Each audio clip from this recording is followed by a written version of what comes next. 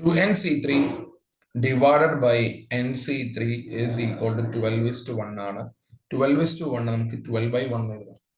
2nc3 എന്ന് പറഞ്ഞാൽ ശരിക്കും 2n into 2n-1 into 2n-2 അല്ല, divided by 1 into 2 into 3 ആണ്. All divided by nc3 എന്ന് പറഞ്ഞ n into n-1 into n-2 ആണ്. divided by 1 into 2 into 3. അത് കോമ്പിനേഷൻ എഴുതുന്ന രീതിയാണ് അല്ലെ.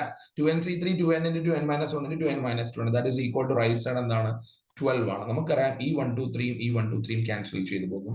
ഈ ഒരു n ക്യാൻസൽ ചെയ്തു പോകും. ബാക്കി മേലെ 2 ഉണ്ട്, ഒരു 2n-1 ഉണ്ട്. 2n-2 എന്ന് പറയുന്ന ഈ ടേമിന്ന് രണ്ടെന്നും 2 പുറത്തെടുക്കാം. 2 into n-1 ആണ്. താഴെ n-1 into n-2 ഉണ്ട്. ദാറ്റ് ഈസ് ഈക്വൽ ടു 12 എന്ന് കിട്ടും. ക്ലിയർ ആണല്ലോ.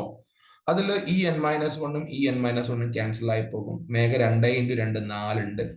4 into 2n-1 ആണ്. ഈ n-2 അപ്പുറം പോകുമ്പോൾ 12 into n-2 ആയിട്ട് മാറും.